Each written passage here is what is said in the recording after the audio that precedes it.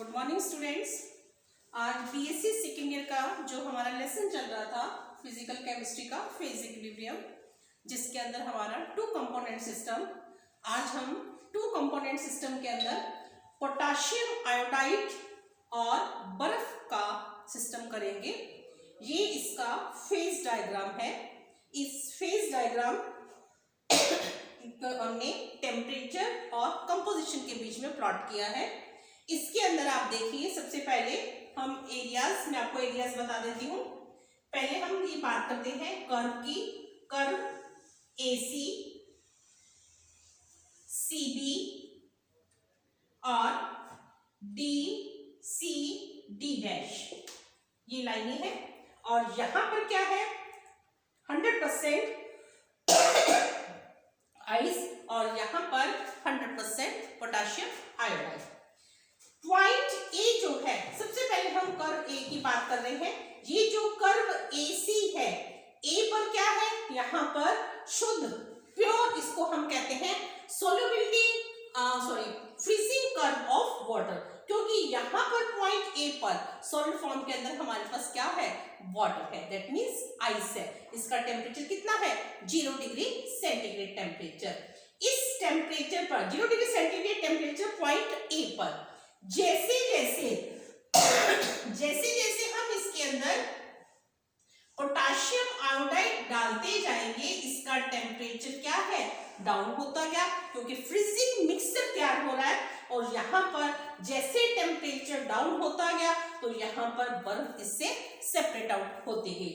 और यहाँ पर इस कर्व पर हमारे पास क्या क्या होंगे, इसके अंदर प्रावस्थाओं के अंदर, एक तो आपको पता चल जाए, यहाँ पर प्योर फॉर्म के अंदर क्या था, वाटर था, आइस थी। जैसे आपने इसके अंदर वो डाला पोटाशियम आयोडाइड, तो यहाँ पर उसका विलयन बनता जाएगा, तो यहाँ पर बर्फ अलग होती गई और पोटाशियम आयोडाइड का सॉल्यूशन। दैट मींस यहाँ पर प्रावस्थाओं की संख्या क्या हुई, 2 है। कौन कौन सी, बर्फ, आइस और पोटाशियम आयोडाइड का विलयन। 2 प्रावस्थाएं हैं। ये हमने जो हमारा प्रावस्था नियम के आधार पर हमने ये इक्वेशन बनाई थी। क्या इक्वेशन थी आपके पास, F = 3 - P।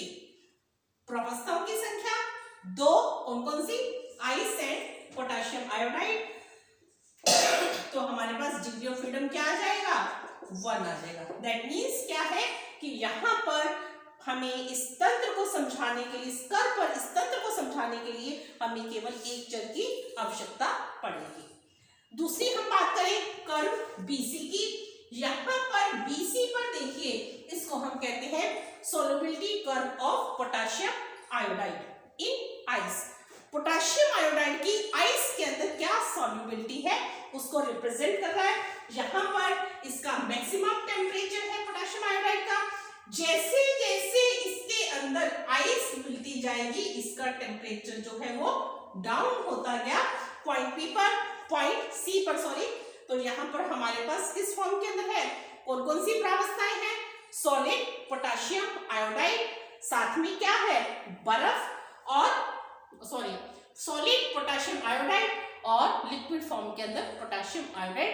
दैट मींस प्रावस्थाओं की संख्या यहाँ पर भी क्या है, 2 है। 2 प्रावस्थाएं हैं, तो हमारे पास डिग्री ऑफ फ्रीडम क्या होगा, 1 होगा। किसके अकॉर्डिंग, 3 - 2 के अकॉर्डिंग। तो डिग्री ऑफ फ्रीडम 1 आया। इसका हम क्या, यानी इस कर्व पर इस तंत्र को समझाने के लिए हमें केवल एक चर की आवश्यकता पड़ेगी। इसके बाद हम बात करते हैं यूटेक्टिक पॉइंट C की। इस पॉइंट C की यूटेक्टिक पॉइंट हम पहले डिस्क्राइब कर चुके हैं। यहाँ पर हमारे पास क्या क्या फॉर्म के अंदर है, इधर से आपने क्या डाला, पोटाशियम आयोडाइड डाला, और यहाँ पर किसके अंदर डाला था, आइस के अंदर। किस फॉर्म के अंदर हमें प्राप्त हुआ, सॉल्यूशन फॉर्म के अंदर। तो प्रावस्थाओं की संख्या कितनी होगी, 3 होगी। प्रावस्थाओं की संख्या 3 है, तो हमारे पास यहाँ पर डिग्री ऑफ फ्रीडम क्या होगा, 0 होगा। अब हम यहाँ क्या कह सकते हैं कि पॉइंट C, यूटेक्टिक पॉइंट पर सब कुछ निश्चित है।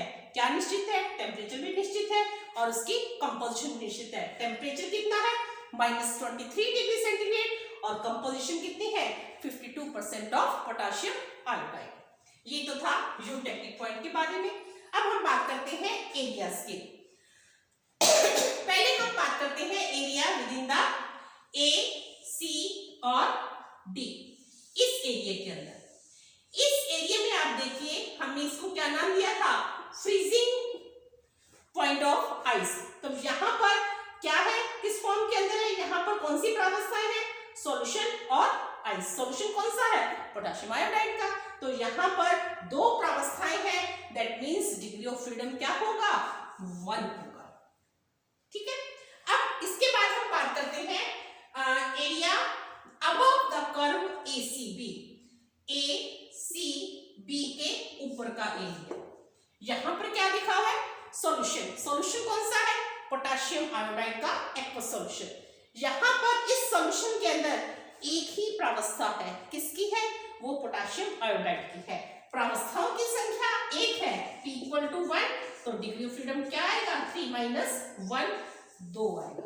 यानी इस एरिया को समझाने के लिए हमें दो चरों की आवश्यकता होगी, टेम्परेचर भी और कंपोजिशन भी। हमने इसके अंदर बात की तो यहाँ पर डिग्री ऑफ फ्रीडम 1 आया था, यहाँ पर डिग्री ऑफ फ्रीडम 2 आया है। अब इसके बाद area below the line DCD', इसके अंदर देखिए यहाँ पर हमारे पास कौन कौन सी प्रावस्थाएं हैं, यहाँ पर सॉलिड यूटेक्टिक है, साथ में सॉलिड पोटेशियम आयोडाइड और सॉलिड आइस। तो यहाँ पर डिग्री ऑफ फ्रीडम की वैल्यू क्या है, 2 है।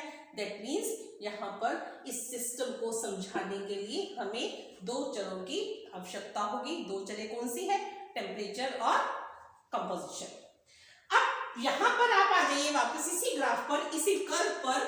इस कर्व पर देखिए आप, यहाँ पर कोई भी पॉइंट हम ले लेते हैं, ये सॉल्यूशन फॉर्म के अंदर है पोटेशियम आयोडाइड।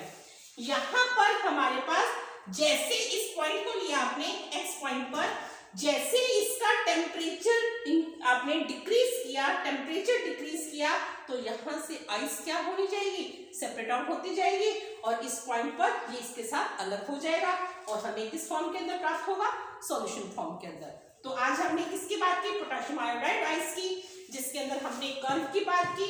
कर्व AC पर डिग्री ऑफ फ्रीडम की वैल्यू क्या है, 1 है। कर्व BC पर डिग्री ऑफ फ्रीडम की वैल्यू क्या है, 1 है। एरिया, इस एरिया के अंदर यहाँ पर डिग्री ऑफ फ्रीडम की वैल्यू क्या है, 2 है। यहाँ पर हमारे पास यूटेक्टिक पर डिग्री ऑफ फ्रीडम की वैल्यू क्या है, 0।